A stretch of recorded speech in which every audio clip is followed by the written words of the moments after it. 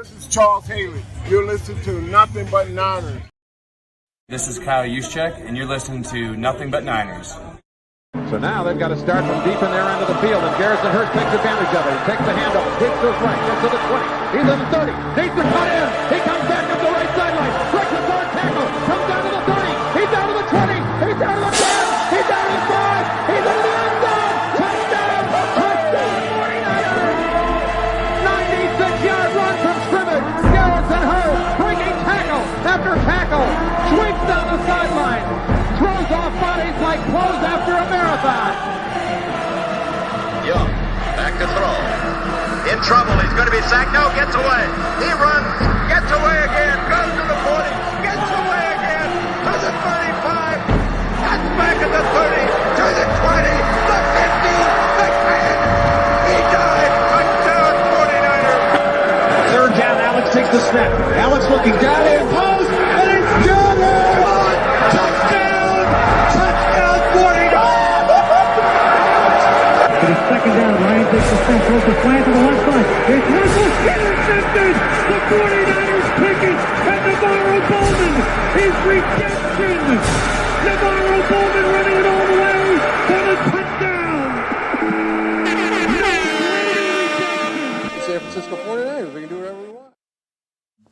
Click, click, boom! What is going on, faithfuls? It's your boys, Mike and Tony, and we are here to bring you guys another fun-filled episode, man. This episode, we're going to talk some X's and O's. We're going to talk about scheme. We're going to talk about talent. We're going to talk about NFL playoffs, y'all. The 49ers are finally here. It's Wildcard weekend, man, and the games are gaming, man.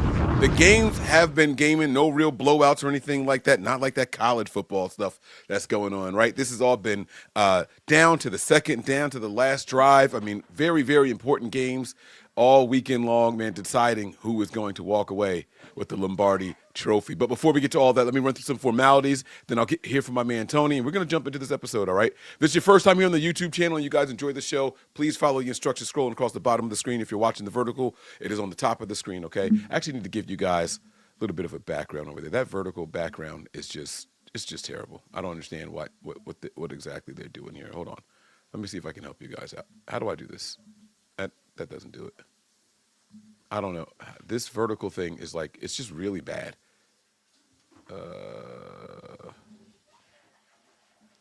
Nope. I don't have time to do it right now. All right, anyways, if this is your first time here on the YouTube page, you guys enjoyed the show, please hit that like button, subscribe, turn on your notifications so you know exactly when we are going live. Give us a follow on some of our social media platforms. We're going to start with Snapchat and X. Those handles are Nothing But 9 ERS. That is the number 9, Nothing But 9 ERS. And then we also have Facebook, Instagram, and Twitch, and those handles are Nothing But Niners. It's spelled all the way out. If you're on Twitch, there are underscores between the words, okay? So Nothing But Niners with the underscores there. All right, again, I am your guy, Mike Andrews, 83, and to my right, He's acting a little shy over there, but it's my guy, man. That's Tony, NJ Niner fan 499 on X. Tony, what's going on, big dog? How you feeling today, man? Nervous. Listen, big game today. Wild card round. The Niners are in it versus the Eagles at the link, unfortunately. And there's a lot to talk about. Seems like the majority of the Eagles fans and media are looking to next week already. Like, the Niners aren't even here. So we'll see. Yeah, man, we're playing on borrowed time. You know, we shouldn't even be here. We don't deserve to be here. The Eagles are the superior team. They've got the better skill positions. Their roster is better than ours. We can't tackle on defense, and they're perfect on defense. And so what's the point in even showing up? And that's what part of the reason those narratives going around is why I'm not nervous for this game at all. I feel like we're playing with house money. I feel like, you know, like it's every touchdown's more than what they thought we were going to get, right? So what's the big deal? But then as time goes on, I start thinking about the fact that the Niners, they actually could surprise some people here in this game, Tony. Not just be competitive. I see a path in which the Niners can win this game and win it pretty convincingly. Now, is our defense going to make some mistakes? Sure. We're going to give them some yards. Absolutely. Are we even going to give up some scores, right? Is it going to be moments in time where we're sitting here ready to pull our hair out, right? Absolutely. That's definitely going to happen because of missed tackles and things of that nature, right? But I'm not so certain that the Niners can't go out here and win this game, man. And, like, Win it in 49er fashion. So I want to talk to you about that. That's where I want to go with you now. When we're talking about X's and O's, Tony, which team do you think is more schematically detailed? Which team's scheme is better? Right now, obviously, let's take special teams out of it. The Niners have the better ranked special teams unit than the Eagles. So we're not talking there. We're talking offense for each team and defense for each team. Because when I step back, I see this game as a strength versus strength game and a weakness versus weakness game. But you tell me how you think about it. So let's start on the offensive side of the ball. Niners offense versus Eagles defense. Which scheme? And this is just specifically scheme, not players, not execution. Just on paper, this is our scheme. Yes. I would say the Niners offense is a better scheme than Philly's offense. A better executing scheme. So you think that our offense executes better than their defense executes? Oh, no. Wait. No, listen. I don't know. That's a tough question. Well, okay, all right. Which coordinator is better? Kyle Shanahan, the offensive coordinator? I thought you were just talking scheme-wise, 100% scheme. You put the Niners scheme against the Eagles scheme offensively. I like the Niners scheme better. I don't like the Eagles. Yes, that's what I'm talking about. You're saying it right. That's how I meant it.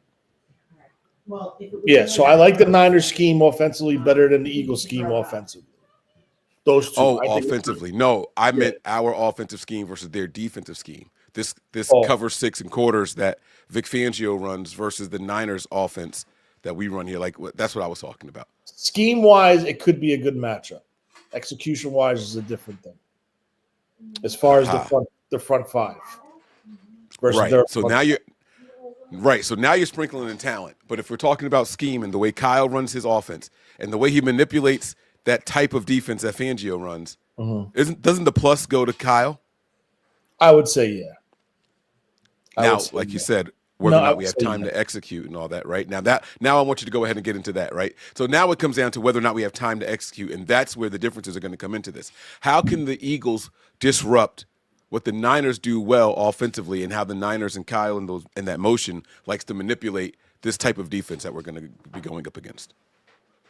Well, sure. I mean, like you see it, like we've seen it week in and week out. Sometimes, like with Seattle, they defended it differently. They didn't move. They just stood in their spots. They played their keys, and that's it. Philly, listen, when Fangio was in San Francisco, the Niners were very, very basic. He rushed 4, and that was it. His blitz would be one of the linebackers and maybe a slot guy. That was his blitz packages. There was nothing crazy when he was in San Francisco. He's more of bend but don't break. Like, don't give up the deep ball. Keep everything in front and pray your front four get home. Very similar lines in San Francisco or Philly. You know, we had Aldon Smith at his top of his game, Justin Smith. Who else do we have? Armstead. We had Buckner. Ian Williams. All those pieces. Ian Williams. We had those pieces, unlike today. So, defensively, that is. So, the thing is,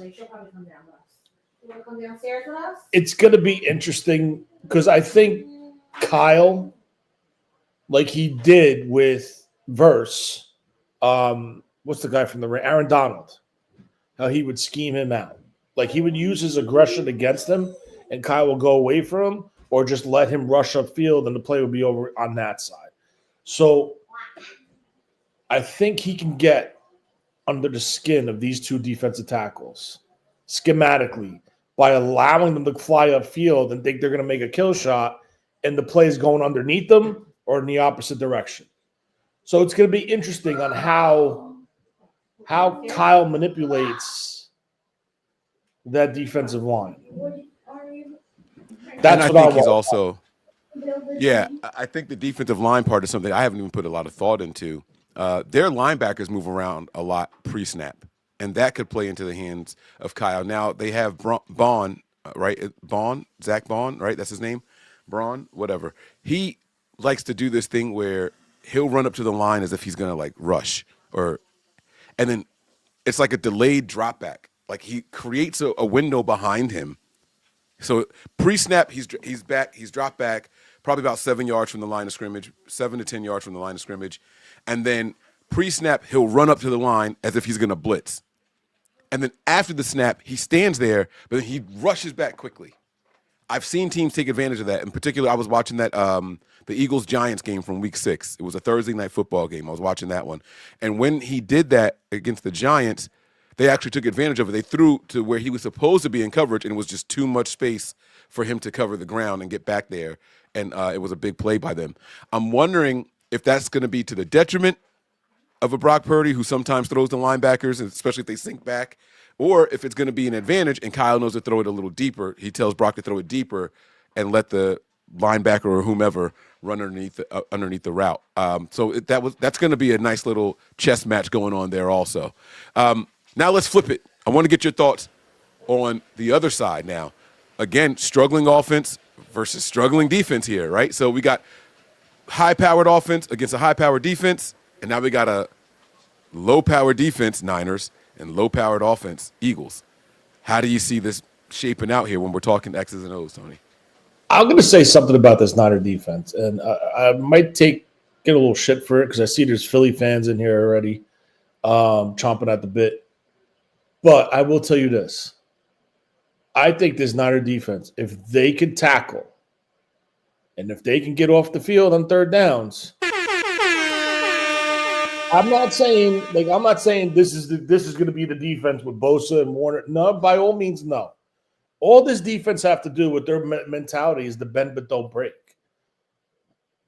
And that's the mentality that they play with. Keep everything front, bend but don't break. And when they get into the red zone, they clamp down. All right? They stop Seattle inside the 5-yard line on 4 downs. See, but no one wants to talk about that. But, I mean, listen, that game was horrible defensively with the missed tackles. But then on the other hand, there's some positives to it. Njigba, I don't think Njigba had a monster day that game. I don't think the tight ends really killed the 49ers that week. I just think it came down to 2 crucial third and long situations. The botched fumble that should have been ours. The interception that was tipped and thrown behind a little bit of due to the tip. It went behind CMC, bounced up, linebacker made a phenomenal play. My point to you is this, and we spoke about this at numerous times on the phone and the group text, even probably on the show. If I would have said, Mike, we're going to keep Seattle to 13 points, what would you say? Easy win. Easy win. If the 49ers could just stick to their assignments, play their game, play their style of defense, and just tackle. I'm not asking for 10 sacks. All I'm saying is just play sound assignment football and tackle. That's it. It could potentially be okay or good enough for the 49ers to sneak out of there with a win today. So that's where I'm at with this. I mean, what do you think? How do you feel about it? I like what you're saying there, Tony. And, you know, that's one of the things. Now, the one thing that you said that I disagree with, let me start with that because I agree with most of what you said. The one thing I disagree with, or at least I want to give the props to the Eagles for, and I can't believe I just said that out loud, but it's the truth. The one thing I want to give them their props on is red zone efficiency. The Eagles lead the NFL for 2025. All right, 70% touchdown or touchdown, or is it touchdown or is it just scoring? Hold on, let me make sure. I'm looking at scoring. Touchdown only. Scoring. Yeah. No, this is touchdowns. 70% touchdowns. Now, the Niners' offense isn't bad there either. We're tied for 5th at 65%. So there's 3 teams at 65%. Cincy and Buffalo are at 66%. So the Niners are tied for 5. So the Eagles are going to pose a bit of a bigger threat than what Seattle was in red zone in particular. I mean, if you look at Seattle, they're way down at 22 in the NFL at 54%. So they're gonna test that bend but don't break mentality by the Niners. We just have to be willing and ready to take advantage of it. Everything else though that you said, I agree with, right? I like how you broke down that last game. You know, we go back and we watch the film and we see how it all played out. And then when you look at the All-22, man, the Niners had just a play here or there, a tip ball away from this happening, or just a little pressure getting there just a little too quick on that fourth down play to start the game. You know what I mean? So the Niners are right there. And this is what I have to worry about with the Niners. Okay, hold on really quick. People asking this question. All right, listen, guys, how do I get off this? If you back out and go to the other channel, you know what? I'm just going to post a link for you guys. Give me a second, because I see a lot of people asking this question all the time. How do I get off the vertical streak? YouTube creates both. They create both links automatically, guys. I don't select for this to be vertical, and so I apologize for the people that have to deal with that. Let me get the link for you guys really quick for it. Sorry, while I pull this up. I understand exactly how that could be frustrating for you guys. I don't know why YouTube insists on doing that. Just give me 1 second. Let me make sure I'm getting the right link for you. All right, so this is the vertical one. I don't need that one. All right, so it's the other one. All right, here we go. I'm going to copy it. I'm going to paste the link actually into the comments here for you guys if you want to get off of that vertical view. I don't know why YouTube insists on doing both ways. It drives us content creators crazy. They're asking us to create new layouts for it and all that. And it's just not worth my time. Maybe next offseason I'll have some. But there's the link if you guys are looking for it. All right. I apologize for you guys. So there you go. All right. There's two streams every time it's created. If the one is vertical, just click the other one and take it to the horizontal or the normal full length view. All right. Damn, I don't remember what I was saying now. But I agree with you, Tony. I think that the Niners can go out here and on defense, if the tackling is better, I would say over 70% of the time, probably over 80% of the time, the Niners players are in the right spots. They just miss the tackles up front. They missed the initial tackle, right? And I think that they were pressing so much in that last game because the game was so close. People got away from doing their jobs. I think they were trying to overcompensate for others. On that 3rd and 17 where they got like 19 yards or whatever it was on that run, I saw a lot of lackadaisical effort by people who thought that other people were going to make the tackle. People were giving up on the play. I mean, right now, if you go out there, I forget, it was, what's the name of the show that Patrick Willis and Dante Whitner are on together? Dante Whitner is destroying Diamador Lenore for his effort on that play, you know? And yes, so yes. If the players just play with the right intensity and they follow the scheme to what it's supposed to be, and we can tackle. The issue with that, Tony, is this. They've been bad tackling all year. What are the odds that they can just flip that switch and get better now? That's my concern, right? I don't want to sit here and look at this and say, if we do this and if we do that. We haven't been doing it all year long. You know what it is, Mike, and we touched on this also.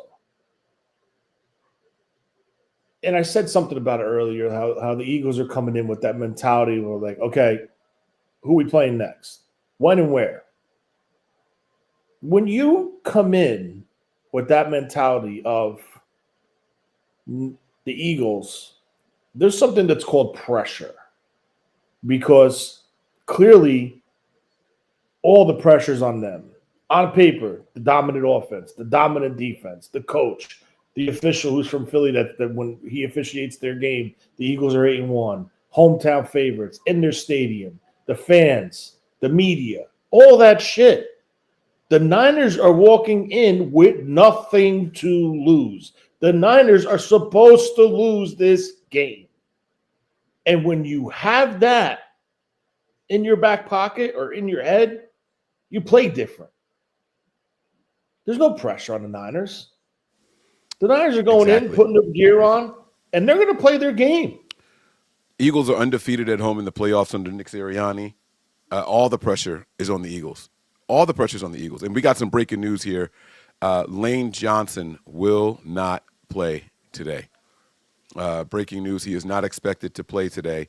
On the flip side, there are 2 linebackers for the Niners who are out on the field stretching and running, and they're trying to see if they're going to be available. Both D. Winters with the ankle injury and Luke Gifford with the quad are on the field and testing themselves out to see if they're going to be available to play. So the inactives, not anywhere that I can see, have not been announced yet. No, I just keep refreshing. I don't see it. Yeah. Yeah. Right now, the Eagles are working out.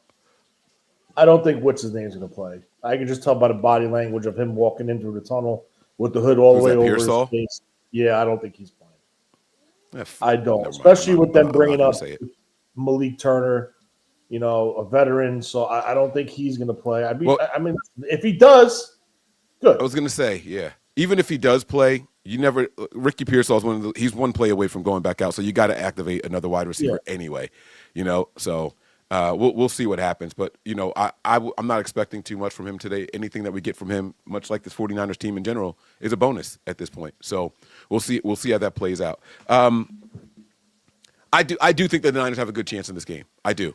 And I don't want fans out there panicking. I don't give a shit about this official. I don't care about their home record and all that stuff in the postseason and all that. No upset so far throughout the playoffs. Is that fair to say? I think all the teams that were favored to win have won. The Eagles are the favored team right now. If I'm not mistaken, the Bills are up on Jacksonville, and Jacksonville was the favorite, right?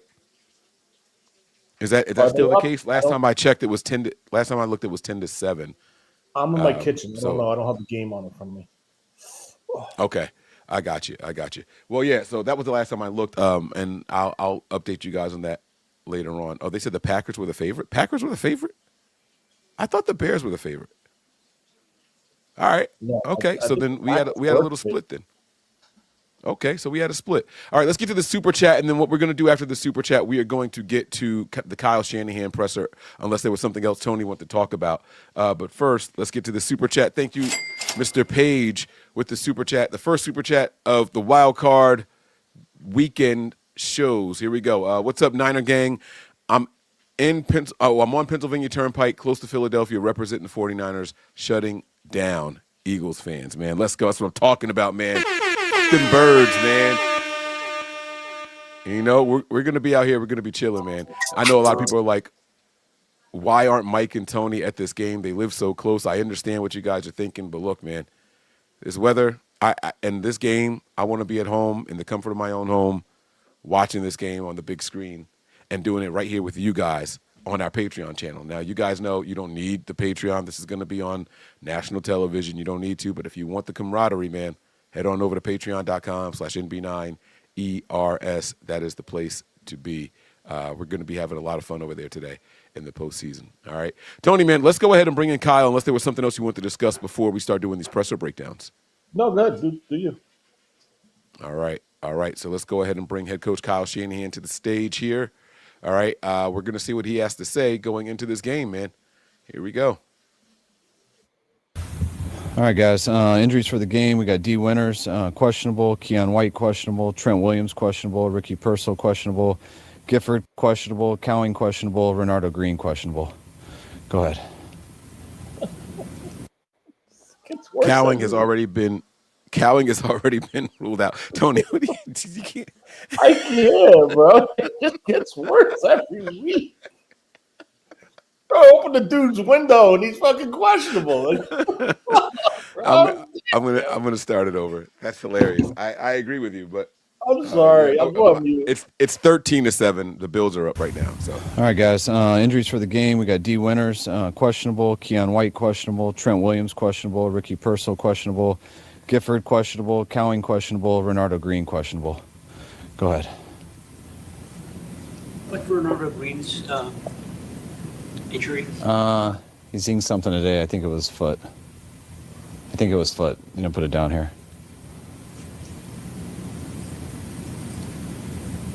Did Pearsall get out and do anything today?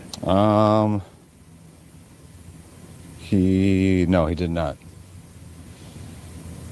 And did Trent do anything after he warmed up? Yeah, he was limited. I know on Wednesday you were less optimistic about Jacob Cowing playing, but after watching the last few days, any change of mind there? No. Does Ricky fall into the boat of a player I can't take didn't this. practice this week? What would happen? His press conference sucked, bro. What? What did I miss? Sorry. They are the least informative fucking pressers I've ever heard in my life. DJ Malone hit it right on the head. Kyle straight talking out of his ass. I didn't even hear what he said. I'm going to rewind it back a little bit. So he said that Cowing was a You were foot. less optimistic about Jacob Cowing playing, but after watching the last few days, any change of mind there? No. Huh? Someone asked him, did Pearsall do anything on the field today? He's like, I don't see anything written down. No. Does Ricky fall into the boat of a player didn't practice this week who would have a chance to go on Sunday? Yes. Yeah. Ricky's been doing this year. Jake's just different. He hasn't. This is his first practice this year. Was this week. He didn't get any training camp either. So Kyle's saying that Pearsall doesn't need to practice throughout the week in order to play in the game is what he's saying. That's what he's trying to say here, guys. Hold on, let's see.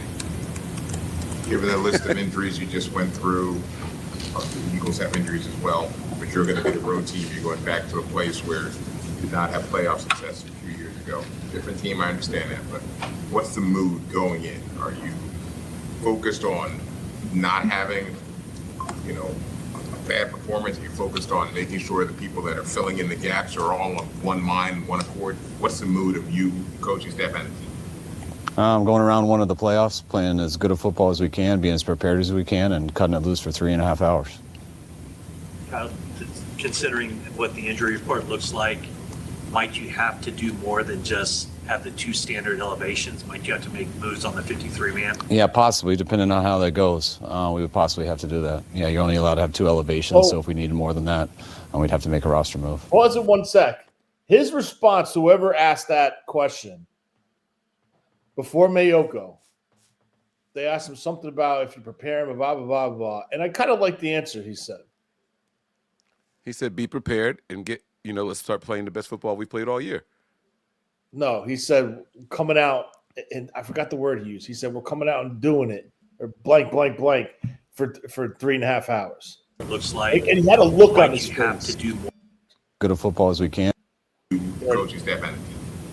Going around one of the playoffs, playing as good a football as we can, being as prepared as we can, and cutting it loose for 3.5 hours.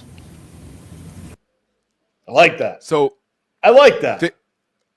There's something else that I when I break these pressures down, I look at a lot of different things. And Kyle's messing with me at this point. I look at body language. I look at how many times he fidgets with that water bottle and the cap. Tony, he is standing there with his hands in his pockets. And he's dead staring at him. No blinking. No blinking. Yeah. He direct dagger eye contact, man. Like this guy is listen, I'm telling y'all that Kyle's locked in. Now, I've also seen this in a game that we went out there and got whooped up in, but not hands in pockets. This is different. I don't think it's cold in there. He's got the hoodie on. His hands are in his pockets. I don't think it's cold. His face is a little red. It suggests that he's warm or tanned. I don't really know. But this is a different Kyle. He's got the beanie on him. Like Considering what the injury report looks like, might you have to do more than just have the 2 standard elevations? Might you have to make moves on the 53-man? Yeah, possibly, depending on how that goes. We would possibly have to do that. Yeah, you're only allowed to have 2 elevations, so if we needed more than that, we'd have to make a roster move. We saw Fred Warner doing some stuff on the field, on a side field yesterday. If you guys were to win, would you open his practice window next week? I haven't been told that yet. Will he come on the flight with you guys? I haven't asked that. Not sure. What kind of difference has Jalen Phillips made for the Eagles? Anytime you had a good rusher like Jalen, edge rushers, whether they're getting the production on their own or they're making those tackles play wider to honor them, to help inside, it helps the whole defense. And I think you can look at them statistically since they've had them and seen statistically what it's done, and you see the same thing on tape. That's important, man. A good pass rusher isn't just going there and getting home. It's how they make the offensive line adjust to them. That's what we've been missing. I think that we're going to need Huff to really, really step it up in this game, man, especially with Lane Johnson being out. I already told you guys that the Eagles were working out a couple of guys in his stead. The two players that they were working out were what's his name? What are their names? Tyler Steen and Fred Johnson. So they were seen working on combo blocks. So yeah, Lane Johnson now, he also didn't play in the last game of the season. for the Eagles. Is that a mismatch we can take advantage of, Tony? I mean, they're two bigger dudes, so you could maybe hope that the speed of Huff could get around them. And another thing about Huff, a lot of disrespect from the Eagles towards Huff this week. You know, he was given a free Super Bowl ring, stuff like that. Don't think for a minute he don't hear that, you know. Don't think for a minute. Hopefully he comes out fired up, trying to prove a point in Philly. You know. Yeah. I a little bit of man. revenge. You guys didn't use me right, so watch how I'm supposed to be used type of thing, right? Like a revenge game. Yeah. Oh, I didn't even think about that. Man. All right. Let me keep this thing going because I can get sidetracked easily. I'm sorry. If this were not a playoff game, would players like D and Ricky be out? I don't know. It's a big hypothetical. Last week wasn't a playoff game, and I didn't look at it any different. So I'd say there's no difference in last week and this week. Yeah. Whether it's moving in late today and then tomorrow in Philadelphia, if you thought about the weather, what role that plays, the swirling winds in South Philadelphia. I get updates on it, and right now it sounds like, as far as we're getting pretty lucky without like lack of rain or snow or things like that, but it sounds like there's a chance of winds, similar to what we dealt with in Cleveland. So we'll see how it is on Sunday, and the winds are bad. Sometimes you got to deal with it for 2 quarters. If they're swirling, it could be 4. So we'll adjust accordingly. You were 6th seed in 21 when you went into Dallas and won. Do you tap into that experience at all? And I guess how challenging has this playoff? This is why I can't stand the media asking questions about Fred Warner.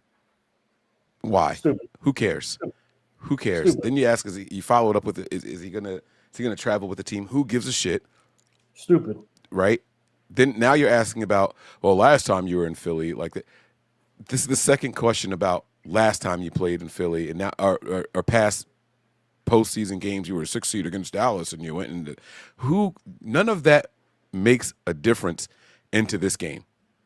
I want someone to ask Kyle, based off of what you guys did last game against Seattle, was it easy to see some adjustments? Was the game not as bad as what you thought it was? Like, were there opportunities out there to be had? And if so, not necessarily tell us exactly what opportunities you could have taken advantage of, but are they fixable and correctable? Are they hard to correct? Are they easy to correct? You don't want to ask a yes or no question, but if you are going to ask one, give us something that is going to speak positivity into the season game situation. Compared to your past ones. We'll see. This is our first one of it, So, we last time we went on the road, we did pretty good with it. Being able to finish in the NFC Championship game. It's a different challenge every time you go. Different team that we have, different team that we're playing. So, guys that were part of that stuff. You realize how you do it. It's one game at a time. We didn't think about having to go on the road for 3 games to try to get to the Super Bowl or anything like that. We thought of going to Dallas and trying to come up with a win. And when we pulled that off, all we thought about was Green Bay for the next 7 days. And when we pulled that off, all we thought about were the Rams for the next 7 days. So that's the main thing I can gather from that experience. I meant kind of more, is this the biggest challenging season you've had to get to the playoffs? I wouldn't say so, just because we were sitting there fighting for the 1 seed in the last week. That time we had, I think, erased a 17-point deficit to get the 7th seed in the last game of the year to get in. So, I think we had to win 6 out of our last 7 just to be that last team. So I think that was a little more challenging year to make it in. But this had its own challenges of its own. What have you seen from Garrett Another Wallow dumbass question. since he's been here to? Oh, Jesus. Garrett Wallow. Okay. Good question. Great question. Because he might be starting. And that's a whole nother thing. That's a whole rant I'm going to go on, bro. I'm sorry. I'm sorry. How did he get number 49, bro? How did he get number 49? They're running out of numbers, bro. Oh, my God. All right, let's see what he says about Wallow here. To see if he can step in and play defense. I know he came here primarily for special teams. Yeah. I feel very fortunate that we were able to get him. Being able to take him off Denver's practice squad. We needed him when we had some guys down. I think he came in and filled in very well at a high level on special teams. And he got in on defense last week, and we thought he played well on defense too. And we'll see how it goes over the next 2 days. But just if he does have the... Excuse me, bitch? did he just say that they thought he played well on defense last week? Did he see something that I didn't see? And we thought he played well on defense too, and we'll see how it goes over the next 2 days. But just if he does have the possibility to start or anything like that, we feel very good about him. Which the way we got him and when we got him, just to have that feeling, we feel fortunate to have that. You said he addressed the team about not taking the playoffs for granted, and he had a stretch where he didn't go to the postseason. Growing up around the game like you did you have like that sobering moment? When was it for you in your career where you're like, okay, this is not every year? I mean, it took me a while to go there. I went there my second year in Tampa as a quality control. So I guess it kind of was similar to Houston. I was a quality control. It was the second year. You didn't think much of it. But then we didn't go to it for 4 years when I was in Houston. Then it took to our third year in Washington to go. And you realize how hard it is to get there, and also how quickly it can end. So you got to be all in. You don't waste this moment. You do get tired at the end of the year. It's a long grind to get to this point. But once you get to this point, you don't want it to end, and you got to work very hard and be extremely focused to make that happen. And people have gone through it before and know how hard it is to get there in any situation. I think understand that a lot more than others. I love how he just completely MIB flashed his tenure in Cleveland out of his mind. He didn't mention Tony. He talked about he talked about being quality control for Tampa and didn't mention Cleveland at all. At all. One of my favorite gifts of Kyle Shanahan is him looking over at what was his name? Oh God, what was the ball head coach name? Oh, what was Mike Patton. Yes. Mike, he looks over at him like, really, dude? And then Patton's like, no, all right, go ahead. He said, all right, let's run it in here. And Kyle just stopped and looked at him like, really? And then the next play was a pass for a touchdown, right? But it's like, you know what I'm saying? Like, but that was like that's my favorite like gif or meme of Kyle Shanahan, dude. It's like just looking at him like, really? Now you're gonna tell me how to run my offense? And he just completely he didn't even mention that shit in his whole career, playoffs, not making it and all that shit. How young the team is, how important was it for him to say that? Because I think the example he gave was at the end of my second season, I was tired. I was kind of thankful it was over. Yeah, I do think it's important. I think the human nature of things, like everyone is tired at the end of this year, but you have to realize what you work for, why you started doing this back in February, why we've done this throughout the year, and this is really all that it comes down to. And I told him like a month ago we had like 14 hours guaranteed in what we're judged on, and right now we have 3.5 hours left, and it's up to us to earn 3 more hours after that. Does the team look more fresh after a normal week than it has in the last few weeks? I think big time. I think the 3 games in 13 days, the 3 national TV games, all that stuff that I've talked about, I think it really added up. And getting a normal week plus an extra day this week, just getting 8 days. I remember seeing the players on Wednesday, and we all kind of joked that it felt like we just came back from a bye week, because it kind of did. It was our first time having a normal routine in about 3 weeks, and just getting away for a little bit. I think guys felt much more rested as the previous 3. So what they went from Monday night to Saturday night, right? You mentioned being at 17, the Rams in that game.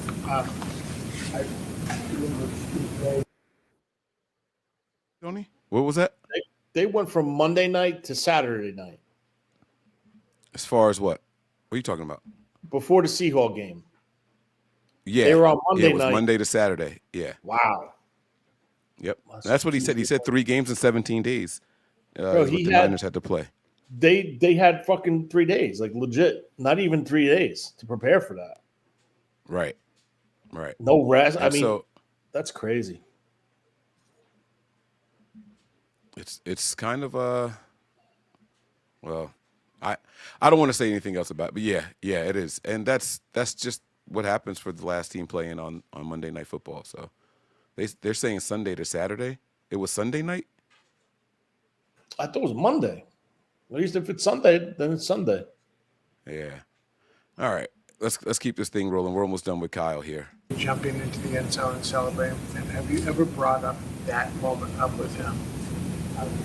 Obviously, no, we never mess with each other. So. George had an interesting account of his bus ride to the stadium, his rookie season, playing at Lincoln Financial.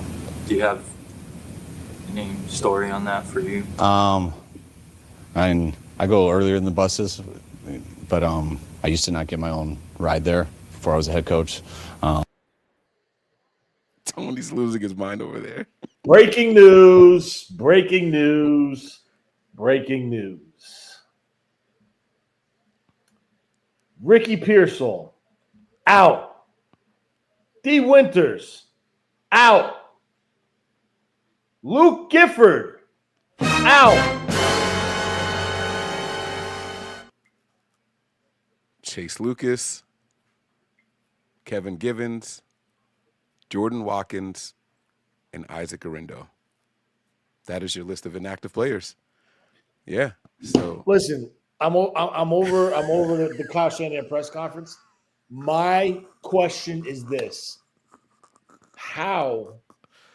I think I know the answer. The somewhat of an answer.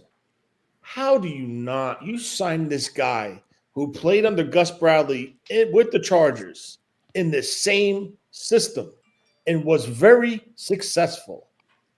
How do you not bring him up if you knew that Rivers and Gifford were not going to play? Please, someone tell me, not to mention Bethune. So essentially, we have 3 new starting linebackers this week.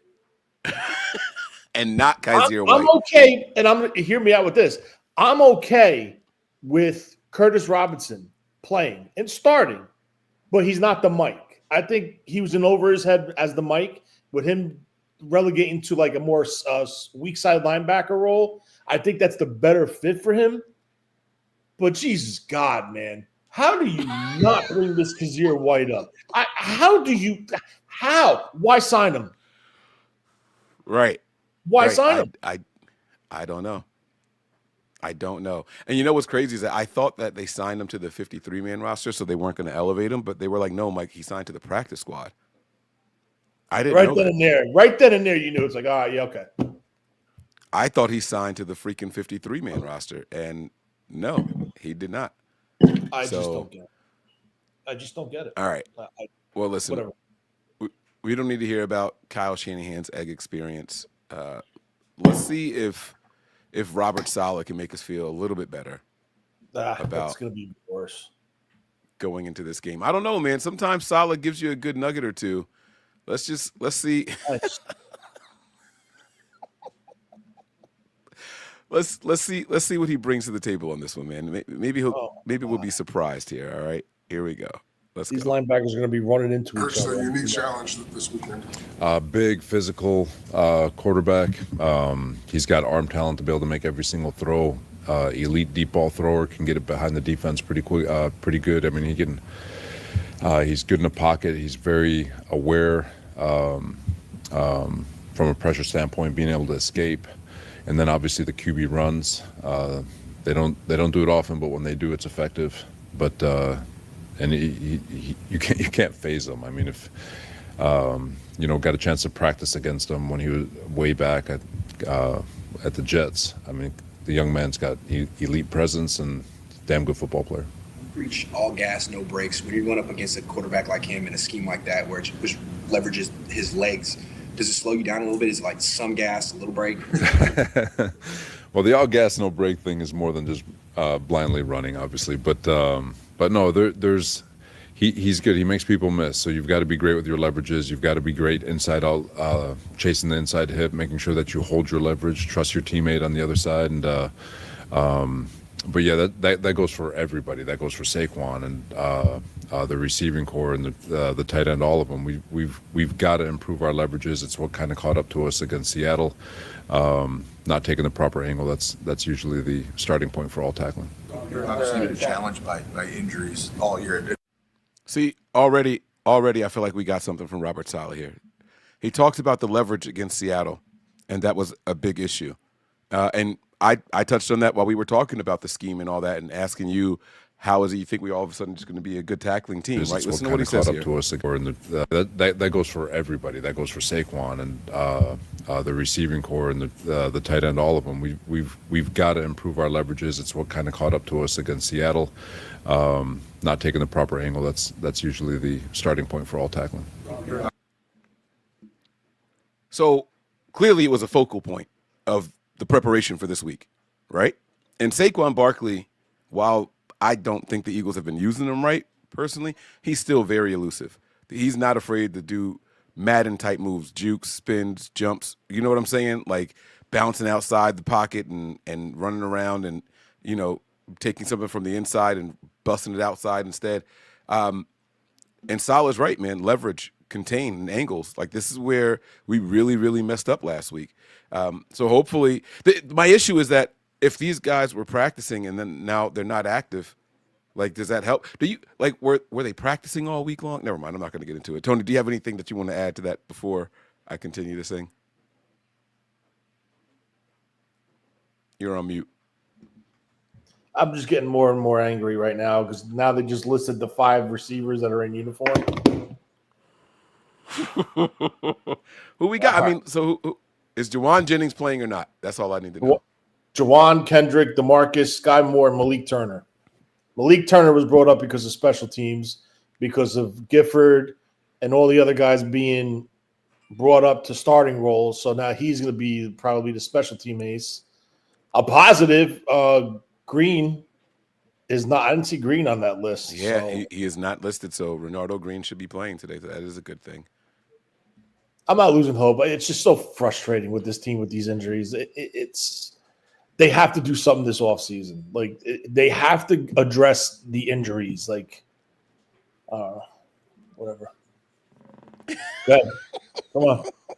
I'm going to start throwing shit. Challenged by injuries all year at various positions. But your situation at linebacker right now, particularly just with how important communication is at that position. Here we go. How are you kind of navigating that with, more moving pieces even this week? I feel like Johnny and KJ have done such a really nice job getting all these guys ready to be next up. And, Eric has come in, just going off yesterday with Wallow. They did a really nice job through walkthrough and practice. I feel like Tig and Malik have done a really good job kind of ramping up their communication. So it's not just one person.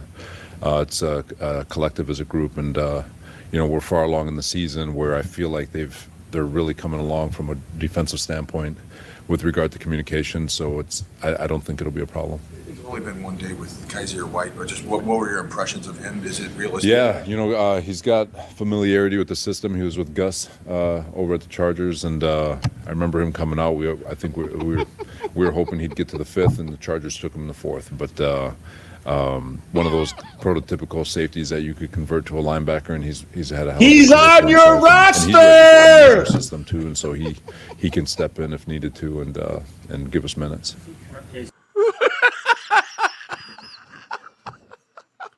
Yeah, we really liked him, and he looked good. Just let's not make him active. It's cool. We don't need him. We could really use him. We're not going to use him, though. Kind of hope we get made to the 5th, but the Chargers took him in the 4th. Guess what, Saleh? He's on your roster. And he's at home watching the game like us, man. It's absolutely insane. I like what he said about Jair Brown, Tig. He's going to have a nice little crowd there, and I've got him I'm predicting him as my defensive player of the game for this week. But we got to see how it plays out, man. I don't know what else to say. We got to see how it plays out, man. This is he training at one particular spot this week. Kaiser. White. He knows all of them. He can play all 3. Eagles are notorious. That's not what he asked at all. Push. I'm curious. It's not what he asked at all, first of all, and it makes him being inactive even more of a detriment, because if what Robert Saleh is saying is true, he can play all 3. One person goes down and gets dinged up, he would be able to fill in right away, right? He knows the system per what Robert Saleh said himself. He can play all 3. But the question was, is he working out at one spot in particular? Give us minutes. Listen to this. Is he training at one particular spot this week? Kaiser. White. He knows all of them. He can play all 3. They're lucky I didn't see this live. I would have told y'all that he wasn't going to be active. That answer right there lets me know that he wasn't going to be active. What that right there. Is he training at one particular spot this week? He can play all of them. Thank you. Follow up to that. Is he training in one particular spot this week? Like, I would have asked the same question. Eagles are notorious for their push. I'm curious, before the season, were you for it, against it, and then also how do you stop it? No, good question. I'm for it. I think if you do something good and the rest of the league hates on that, it's a good thing, right? they've mastered it. If it was easy to do, everybody in the league would be doing it, and teams that have tried to duplicate it struggle. So if you're going to take that out, then you might as well take out the forward pass for some of these teams that do really good with it. So I'm for keeping it, but as far as stopping it, we'll give it our best shot and see what happens. I always say the best way to keep them, the best way to stop it is don't give them 3rd and 1, but they'll probably get to that eventually. Your experience when it What comes the to fuck? Wait, did Robert Saleh just give up at the podium? Did he just? Someone said it in here. Robert Saleh's checked out. He's focused on his next head coaching job. Holy shit! I can't believe he just said that. Here it is, real Alfonso. I always say if you don't want him to do it, keep him for 3rd and 1, but they'll probably get there anyway. Like, no hope, no faith. And see what happens. I always say the best way to keep them, the best way to stop it is don't give them 3rd and 1, but they'll probably get to that eventually. your experience when it comes to like 2 new guys, let's say it is Eric Kendricks and Kaiser White out there together, does synergy and chemistry kind of matter when you have those 2 in a new system, one just a few weeks in and one coming in this week? Yeah, I think so. Just just communication, how they're going to play different things, how they're going to play different route concepts, the trust that someone's going to be in an area when you're trying to create an exchange based on coverages. But they're 2 very experienced players. They've played a lot of football, and you trust that they'll have it all figured out. And that's another telling answer right there. That was a great question. It was, did the synergy make a difference? You got 2 guys out here who really haven't played for your team a lot.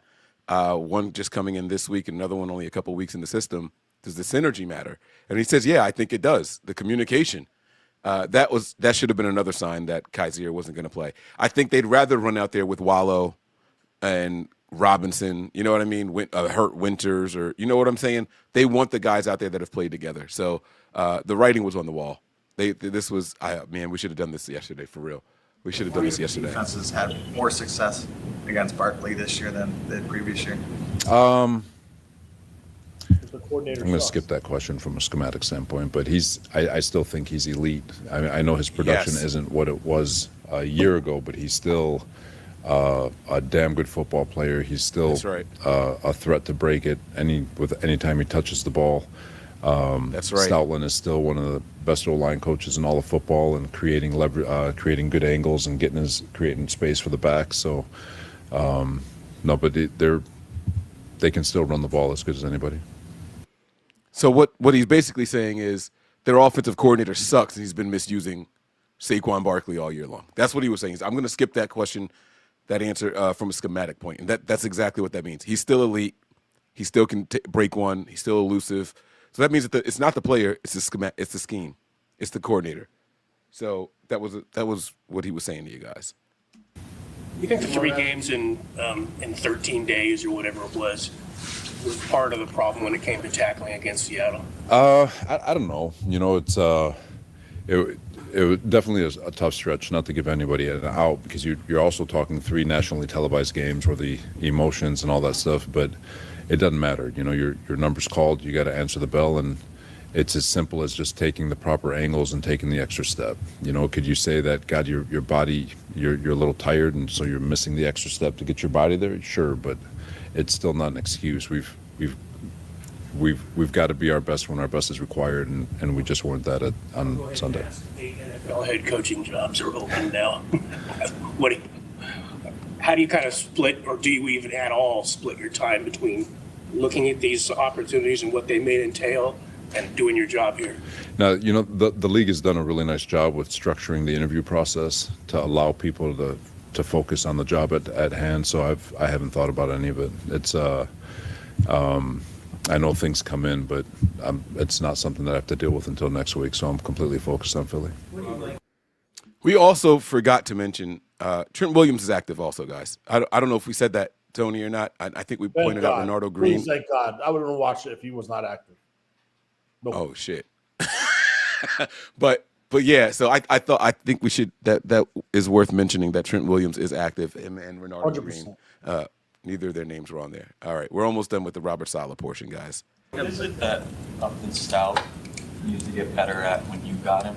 And how did he take those steps, intentionally to really improve this season? For Upton, it's just reps. Anytime a rookie, especially a guy who plays his play style, the violence at which he plays, it's more just getting reps and starting to feel the game and understanding where he needs to put his body and all the techniques that we're asking and how he can, like I said, I've always said, like a coach's job is to give a player a 3 foot, a little foundation to stand on, something rock solid that he can count on play in and play out. It's a player that's going to expand that along with reps and coaching and just bring more awareness to what he's being asked out of all his different techniques. How can he expand that foundation so he can stretch the limits of what he's capable of? And Upton has done that week after week after week, and I still don't even think he's close to done. I think he's got so much left in the tank. He's learning so much every single week, and it's been good for him. I'll echo what Kyle said. I do think he had his best game on Sunday night, was it Sunday night? Saturday night. Thank you. Every day goes together, but I thought he was. I mean, he showed his violence in the flat on a big tight end. He knocked a couple of old linemen on their backs, or shed them at least, threw them to the ground. I mean, he's a good little player, man. He's gonna be good in this league for a while. What can you tell us about Garrett Wallow? He's a new guy and a guy that fans are just sort of familiarizing themselves with right now. What's he good at? Yeah, he's good at playing linebacker.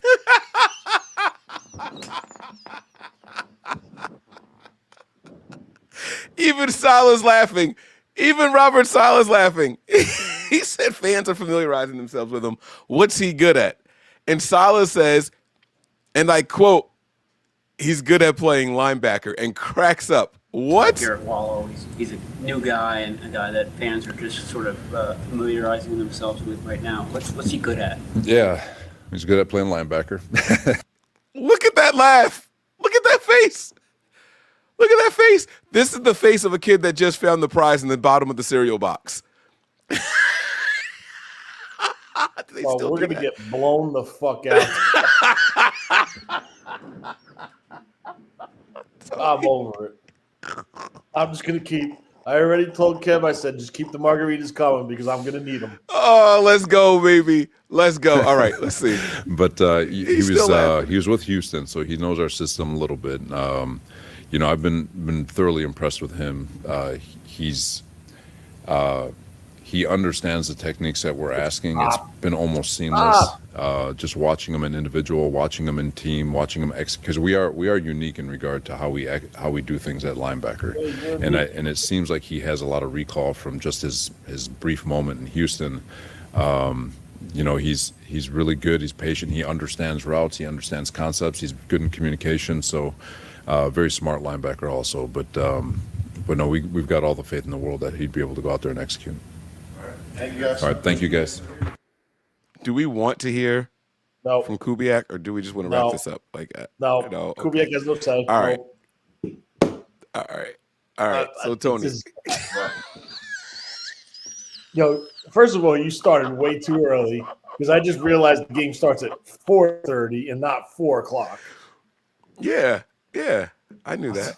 Well, I want us to be able to sit down and relax. So listen, guys, I know there's some people out there. I just saw one of the comments in there, and it said something along the lines of what no faith, like faithful, like you guys all think we're not going to win this game, right? And I just want to make it clear here. All right, Alejandro, thank you for the comment here, right? I picked the Eagles to win this game the second we lost to Seattle, and in the way in which we lost to Seattle, right? Now, Seattle's offense is far more potent than Philly's. And Philly has been struggling to score points. Let's just be honest here. Got to be completely honest here. They've been struggling to score points. Seattle's offense is much better, and we held them to 13. We can say they could have had this, they missed that, but every team misses field goals, and their points are still their points. All right? I'm sure Philly has missed field goals. Their points are their points. We've missed field goals. Our points are our points. They struggle to score points. Seattle doesn't, and we held them to 13. Do I think the Niners have a chance? Absolutely. 100%. We absolutely do. And you know what? I'm going to say it now. We're approaching the hour mark. Fuck it. I got the Niners winning this game. I'm taking the Niners to win by double digits, too. How about that? Double-digit victory for the 49ers. Now, Tony. Tony. After that presser, he's still double digits. Yeah, I'm gonna stick with it, man. I think Darren the Waller, Niners does he are do posturing. good? He's a good linebacker. But you got a guy who can play all three positions and has experience in the scheme, who's sitting on the sideline with warm-up gear on. Gotcha. But Wallow came from Houston this year. This year, he came from the Broncos. But he said he had. Why they keep saying that? But he has experience with Houston, so he knows the scheme, Tony. Yeah, but he knows who's Gus Bradley? Well, he's the defensive assistant. He has experience in the scheme. Yeah. Yeah. So Tony, give me. I'm not going to ask you if you think we're going to win or lose. I want to know your confidence level. 10 being I guarantee victory, bet your mortgage on it. 1 being put all your money on the Eagles. Where do you fall on that scale of 1 to 10 about the Niners odds today? Just where are you, man? My heart, we're winning. Football education, we're going to get our asses handed. Hey, hi, princess. All right, man. That's funny, man. That is hilarious, Tony. All right, so the Bills are losing, but they're driving. It looks like Gabe got his knee blown out. Davis got his knee blown out. Touchdown, Bills, so they're winning now, actually. I'm trying to see if there's any other news on the Niners-Eagles front before we wrap this thing up. Tony, was there anything else you wanted to go over before we get out? Let me ask you this. Well, first, do you have anything else you want to add before I ask you questions? Listen, man, I want the team to win. I'm not going to sit here and blow smoke up people's asses. I want them to win. I hope they win. But I just can't see how they can win with this linebacking core. So your concerns aren't the offense. Or is it the offense without Ricky now? Like you said, you saw the 5 wide receivers that are up, and you got a little nervous, yeah? It's just a disaster, Mike. It's a disaster. They got to make changes. They got to get a new health and conditioning staff in there. They got to add speed to this wide receiver core. You know, we could talk about it ad nauseum, right? We paid our future number 1, or he disappeared. We could sure as hell use him right now, but it didn't work out that way. So, I mean, they're stuck behind a rock in a hard place. This is what they're trying out in the field. Sky Moore is going to be their guy that's going to try to take off the top of the defense. God willing, it works. Thank God Trent Williams is playing, so at least Kittle can go out into the pass routes and, you know, try to open windows with McCaffrey and stuff like that. But it's just demoralizing because I know how – we know the potential of this team. And if they were truly healthy, it's totally different. It's a totally different animal we're dealing with. But the problem is year in and year out, they're not healthy. I'm going to say, we haven't been healthy all year. Yeah. When's it going to stop? When is it going to come to the point and say, finally, we're healthy? Right. When? We got a super chat here from someone who apparently is a Seahawks fan. Oh, wrong one. He says, I'm a Hawks fan, and I got the Niners winning this game because the NFC West is like that. Iron sharpens iron. See, that's what I'm talking about, man. I was just giving Seattle their props, so thank you for jumping in here and having the Niners backs, man. That's what I'm talking about, bro. Like, this is what it's going to come down to this, man. Can the Niners make plays down the field when they need to, right? We have Christian McCaffrey as another wide receiver. I know that's not what he's listed as on the charts, but he is that. He may have ended up leading the team in receptions this year. I don't know, but I wouldn't be surprised if he did. And you talked about having Sky Moore who can stretch the field. So can Malik Turner. Malik Turner is also a 4-4 guy as well. So his speed is up there just as much as Sky Moore. He's going to help out in special teams. We got Gifford out there who can help in special teams. Our special teams unit is significantly better than the Eagles special teams unit. So I want us to win, but I expect this to be completely Gifford's 100%. hurt. I didn't mean to say Gifford. I meant Wallow. I literally meant to say Wallow, so I'm on special teams. I was talking about Wallow. My apologies. So thanks for that correction. So, no, Cowings is not up. You guys, listen, no one that you want to see playing other than Trent Williams is playing today. No one else is. You got to get me fired up. Another guy, they opened the window, he's hurt. it wasn't even that he was hurt. Kyle didn't say that he hurt anything. It's just, no, he's not going to play. I don't know why they drafted this kid. They have not tried to give him an opportunity. Now, and I will say this. The playoffs ain't the time for him to come in here if he's not ready. I'm sorry. I understand that we need speed and all that stuff, but if that's all you're bringing is a downfield threat, we can use Turner, who has played this year in this system, and we can use Sky Moore, who has played this year in the system. I'm not taking an experiment in the postseason. I'm not mad at Cowing actually being inactive. I'm not going to lie to you. He's not even been elevated to the 53. Is that correct? It's just the practice window is open, right? Yeah. Then how is he on the injury report? He's not on the injury report. He is. He said questionable. Shanahan, when he read off the names, he said questionable. I'm telling you, I heard it. Because then I was like, wait, what? Here, I got it here. Hold on.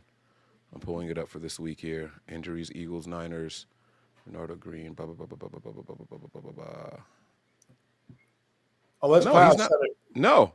It says below is the complete wild card round status report from Friday. Oh, shit, Jacob Cowing is on here. Oh, shit.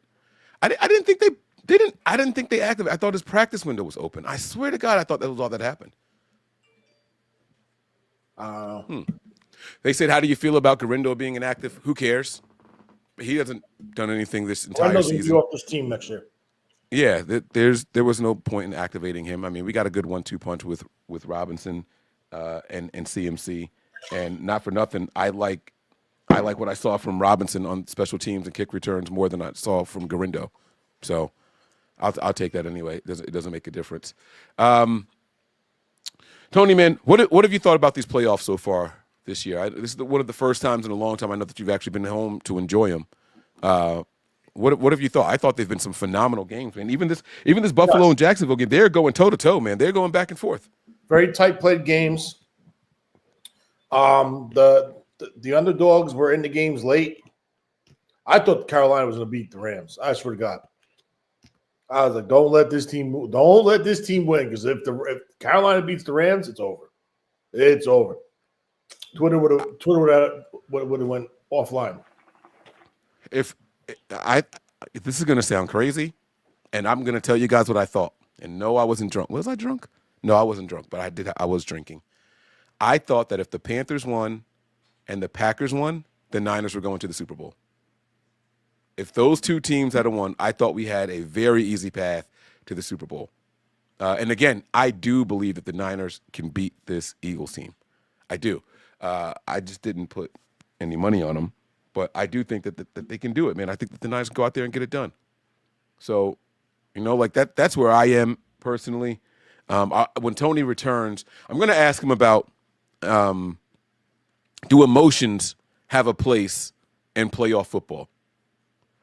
I know he said he can hear me, so I want to know if emotions have a place in playoff football, whether it be coaches making emotional decisions, whether it's players getting too emotional. We've seen the Niners give up penalties because they're emotional on the sideline. They start swinging at other players and stuff like that. We saw that the last 2 weeks of the season. We've seen Nick Sirianni making emotional play calls and yelling at fans on his way through the tunnels and stuff like that. And, do emotions have a place in playoff football, Tony? Is it a strength? Is it a weakness? Should it not be there at all? Like, what do you think about it? It could be a strength and a weakness. Now, it's funny. I'm kind of glad you brought that up because I think reading in between the lines and listening to, the NFL Network on what was that called? On Sirius Radio. Sirius XM, yeah. They have the NFL channel, and they were talking about Channel this. 88. They were saying how there's a lot of behind-the-scenes emotions building up towards the offensive coordinator in Philadelphia from the players and how the offense is being called and how they're playing. That's a way where it could be detrimental to the Eagles, where if they start getting hot and arguing on the sideline, you're totally losing focus. And now I call it your OODA loop, but your, I guess, mentality is all screwed up because you're angry about this and you're fighting and arguing and pointing fingers. Is that an Italian thing? OODA loop? What'd you say? What? Is that an Italian thing? OODA loop? No, it's Like I've heard of like agita. No, OODA loop is. I'll explain to you. Not now, but I'll explain to you. All right, because I've heard of agita. That's an Italian thing, right? Like It's like being in a stressful situation and having the ability to stay engaged. You understand what I'm saying? Where Yeah, if you're I in a got you. stressful situation and your OODA loop is messed up, you're not engaged properly. So, capiche? All right.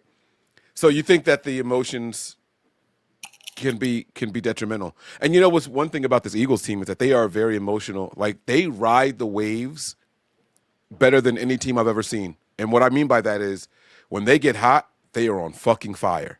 Yeah. Right? But when they're bad and the crowd starts booing, they are the worst looking team I've ever seen. Right? They ride this wave of emotion so much, this Eagles team. It's not even funny. If this crowd is in it early and the whole game, it's going to be a long game for the Niners. It's going to be a Because they're long, a very emotional painful team. game. Jordan Davis, the other defensive tackle they have, the receiver, A.J. Brown. If A.J. Brown isn't engaged and locked in, you're not getting the same A.J. Brown. You understand what I'm saying? Absolutely. So there's things to it. Like if the Niners jump out on them and go up 10-0, and they already registered a sack with 5 minutes left in the first quarter, right?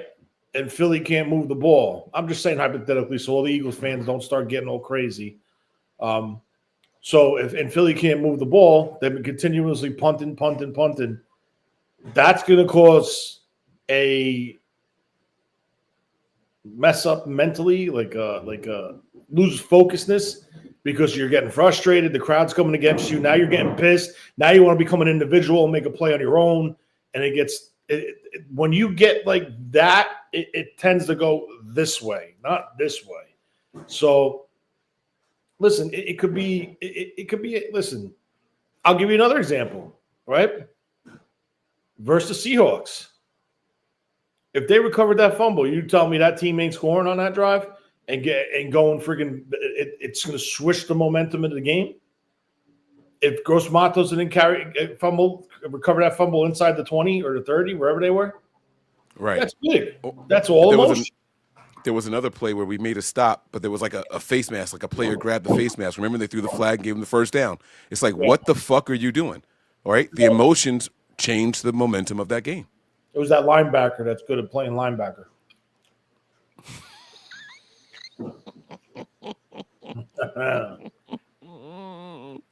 All right, man. So look, there's a reason I asked that, right? You have two different sides of emotions, right? You have the emotions that can get penalties in a negative way, and there's emotions that can get penalties in the positive way, right? Juwan Jennings and the way he plays and that physicality, it's a lot of emotion behind the way Juwan Jennings plays, right? But he frustrates opposing corners and even linebackers at times, and then that draws flags, sometimes in favor of the Niners, sometimes against Juwan Jennings, right? We've seen it both ways, right? We talked about that, the face mask that we just saw, right? So those are the kind of emotions that we've seen. We've seen the Eagles make emotional play calling decisions. It's like, dude, you shouldn't do that there. You shouldn't do that there, and it ends up hurting them, right? I mean, not to the extent of Dan Campbell or anything like that. Dan Campbell's emotions are just fucking. They're hula hoops, oodle loops, oodles and noodles, whatever the fuck you called it. You just go. Like yeah. So that's that. Plenty of time left for the Bills. Yeah, they just scored. 4 minutes left in the game though. So all right. The other thing is this. Kyle is also emotional. There's a point in time where Kyle starts doing this lion pace on the sideline. You ever see like when the lion's in the cage and he's just spinning back and forth, but his eye, every time he spins, he turns his head right back to what he's looking at, and he's doing this thing. Kyle gets locked in like that at certain times of the game, and I think that's emotions. I don't think that's Kyle in his back. I think that's emotions when Kyle does that. And he's like, I'm going to prove something with this series right here or with this play call right here. Which head coach do you think is more emotional? There's two different types of Kyle emotions, right? There's the one where the offense is starting to gain the rhythm, and he paces down the sideline away from the offense, and he gives you this look back over his right shoulder as he's pacing down that way. That's the I'm about to take your pants off and give it to you. Okay? Belt the ass, other one where baby. he starts- the other one where he started his play sheet, looking up at that I know he's about to do something. I really shouldn't do this right now, but fuck it, I'm doing it. Those are two different styles of emotion that Kyle does. I hope we see the one where he's looking over his outside shoulder and it's like speed walking down the sideline because he knows he saw something in that defense. He saw something. He knows where this play is going, where the hole in that defense should be, and he's about to hit it. And that's the Kyle I want to see today. Boom. So there you have it, and man. another thing, now I'm going to be serious, right? And I know people are saying, oh, don't bring him on here if they win, whatever. I don't care. Don't bring me on. But wait, what? Someone said that? Someone said if the Niners win, don't bring me on. I don't care. It is what it is. Get the hell out of here. Listen, no, 100%. I'm going to keep it real with you. This team remembers what happened last time they came to this stadium in the playoffs. All right? As bad as it was, through the first half, the Niners were still in that game with no quarterback. It wasn't Fangio, though. It wasn't? No, sir. It was Gannon. That's right. It was Gannon. Yeah. Well, I mean, listen, it is what it is. Whatever. They still had a good defensive line. They were very aggressive. So my thing is this. Guys like Trent, CMC, Brock Purdy, Burford, Brendel, the core pieces that have been with this team for the last several years, they remember. They felt it. They know what it was like to walk out of there with their heads up their ass when they couldn't even throw a ball 2 yards. Yeah. And they remember that. Yeah, and all those Super Bowls that they lost, especially the last one where they should have won, they remember that too. So what we have to ask is, what team is this today? Unfortunately, it's the same team that was experienced all those tragic situations, but the defense is missing the key pieces. So if they were healthy, Bosa and Warner were there, I'm not going to even say Mikael Williams because he wasn't a part of that team. Those guys were coming out to make a statement today if this team was fully healthy. And I would say 100% the Niners would win this game. But with that being said, the feeling, the anger of losing the Super Bowl, of losing in Philly the way they did and how they did and the reason why they did, it's still inside them. But I don't think that's enough, unfortunately, to get them over due to the lack of pieces on the defensive side of the ball. But I promise you, this team's not going to get blown out, and this team's going to fight. So, everyone counting this as a win and are ready to look until next week. Pump the brakes, kid. Pump the brakes. There's a reason why they play the games. Crip, keep a Killian on any given Sunday. He says, strap up, no penalties, protect the ball, go Niners. Yeah, man. That's it. That's it, man. Protect the ball, no turnovers. Minimize the penalties. The Niners have, I don't know the last game the Niners were the most penalized team. Even with last week, we didn't get more penalties than Seattle.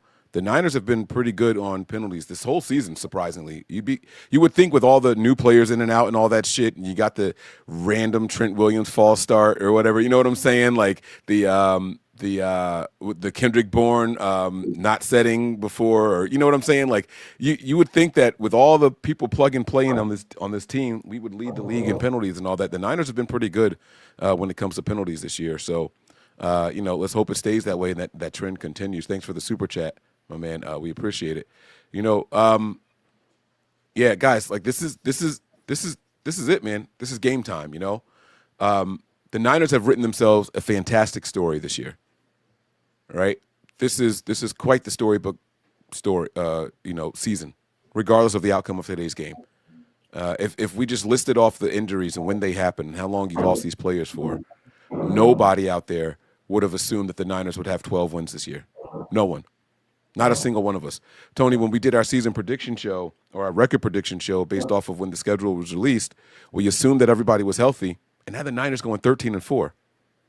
If you told me that we had all these injuries and we were going to be without Bosa all year long and we were going to be without Fred Warner for the majority of the year, we were going to be without Purdy for 6 or so games and Trent Williams in and out of the lineup and Kittle in and out of the lineup and all. If you told me that all this was going to be happening and Kittle's backup was going to be gone, the backup to the backup is gone, and I would have never came out with 12 wins, ever.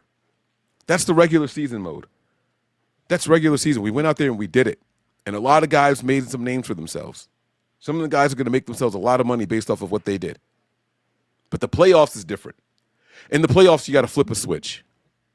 Playoffs isn't about your next contract. Playoffs is about legacy and being remembered. No one's going to care about that 12-win team that didn't go out and make the postseason. We've seen that happen before. We've seen winning teams not make the postseason because it was a bad division and they let someone get in with 8 wins. We've seen it happen before. Shit, we've seen it happen this year. There were teams with better winning records than the Panthers that did not make the postseason this year. No one's going to care about that. It's about what you do in the postseason. That's where you create a legacy. This is the type of game where Kyle Shanahan can cement his legacy. This postseason run right here, it begins today. It started with this week of preparation. As soon as we figured out who we were playing after we lost that game to Seattle, and then the Eagles go out there and they lose, and the Rams go out there and do what they did, and then lined up for us to play the Philadelphia Eagles here in Philadelphia, that's when the work started. And when you see Kyle Shanahan standing at that podium with his hands in his pockets, he's all about business. You guys know how quickly Eagles fans were saying, oh, Kyle Shanahan in 4 games against Vic Fangio has only scored 41 points. That's it, man. Only 41 points in 4 games, 11 points in 1 game, 6 points in another, 15 in another, right? They sat there, they broke it all down. They broke it all down. Kyle Shanahan is 1-3 against Vic Fangio. Y'all think Kyle doesn't know that? Eagles fans are pounding their chest saying, we've got the guy that breaks Kyle Shanahan. We've got the guy. But what Eagles fans won't tell you with that crazy-ass stat is that it was with quarterbacks like John Beck, who was Rex Grossman's backup quarterback when he was in Washington. What they won't tell you is that it was with Nick Mullins when we played against Chicago and only put up 15 points. And by the way, we won that game still. They want to use all this revisionist history and talk about what Vic Fangio did against Kyle Shanahan way back then. But what has Kyle Shanahan done as a Niners head coach against Vic Fangio? He won the one time they played each other. He won it. This isn't going to be one of those situations where we're going to be like, all right, man, we went out there and we won. Kyle knows what's on the line right here. Kyle knows what's at stake. Their roster moves and decision-making, it's out of my hands. I can only react and respond to it. But we did hear from Saleh, and we did hear him talk about how important communication is in that secondary. He talked about Tig and Malik working on their communication and getting better and better. He talked about Upton Stout coming off of his best game as a 49er. His best game as a 49er. And he said he's not even getting – he's just tapping. He's just tapping it. He's nowhere near a done product. He talked about the value of having experienced linebackers next to each other, not just people who were familiar with the scheme. He did say that the communication was more important than physical ability or knowledge in the system. And then you got that defensive line, that makeshift defensive line.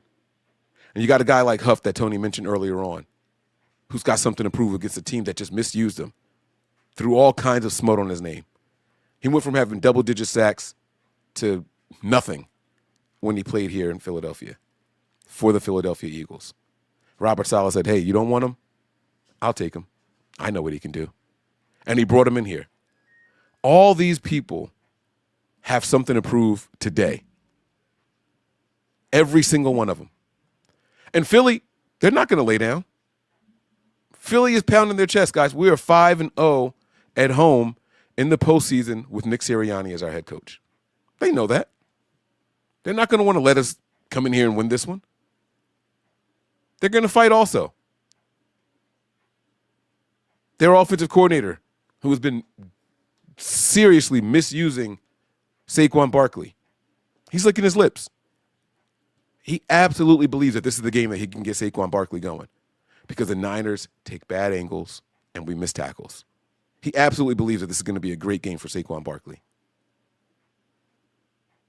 If you guys don't think that Jalen Hurts is sitting around telling himself, I'm going to have all day back there in that pocket because this team does not have a pass rush, and I'm going to pick them apart every time we drop back. They're telling themselves that. But the difference is this. One team is the favorite.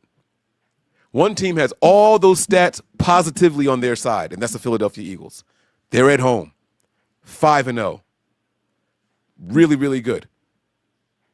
Better roster from top to bottom today than the 49ers. All the pressure is on them. All the pressure is on the Philadelphia Eagles. Jalen Hurts in playoff mode is a different Jalen Hurts than we've ever seen. I'll admit it. I'll admit it. The 2 times I saw this young man in the Super Bowl, I thought he put on an absolute clinic. Both teams have something to prove. One team has expectations, and that's the Eagles.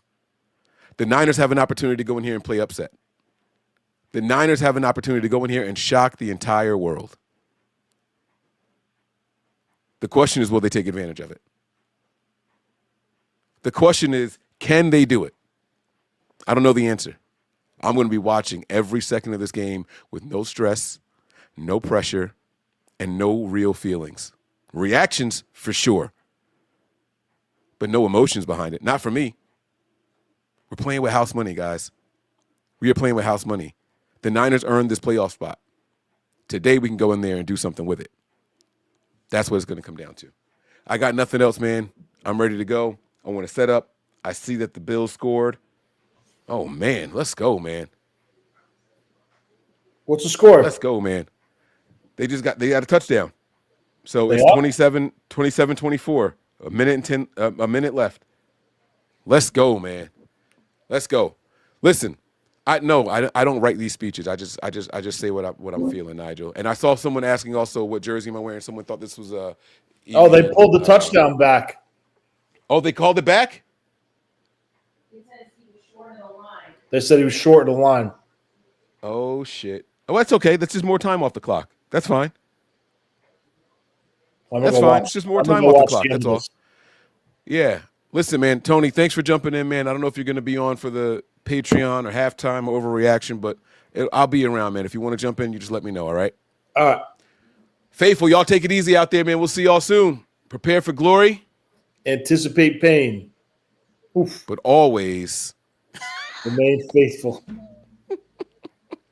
Peace.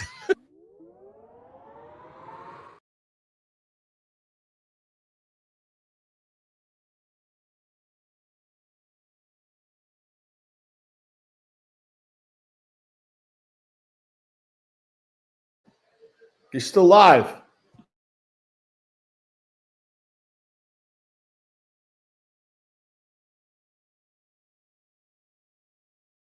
You're on mute. You're on mute. My bad. No, I stopped the exit. I was telling you guys that this is not a Emmanuel Mosley jersey. I wanted to answer that before I played the outro. My bad. This is 17 is the year that Nothing But Niners was created. And back then, my Twitter handle was NBNiners_Mike. So that's what's on the back of the jersey. You guys probably can't see. Let me see if I can turn around so you guys can see it a little bit. Can you see it? Nah. Can't see none. Oh, shit. Ugh, I'm too old for this shit. Oh, my hair is in the way. I don't know. I don't give a fuck. I don't give a shit. I just mooned all of you guys. I don't care, man. Holy shit. Anyways, it's the NB Niners, Mike. This is the year that we started Nothing But Niners, 2017, man. At the conclusion of next season, it will be officially 10 years for us. So shout out to us for rocking out this long. And thank you all, faithful, for joining and sticking with us. We're not going to say the outro again. We'll see y'all at halftime, all right? If you guys are looking for somewhere to have fun and party with us, head on over to patreon.com/NB9ERS. We love and appreciate each and every one of you guys. Thanks for spending your early Sunday with us. And then we'll see y'all soon. Peace. We all gas, no brakes, pumped up, no fakes. We spinning, we winning, we high stakes. We never miss, we all makes. Look at us dudes trying to prove, bringing you news with nothing to lose. Mike, Nick, Tony, Wayne, Method Man, we bring the pain. Hey. See, I'ma confess it. We under the pressure. If you looking to find us,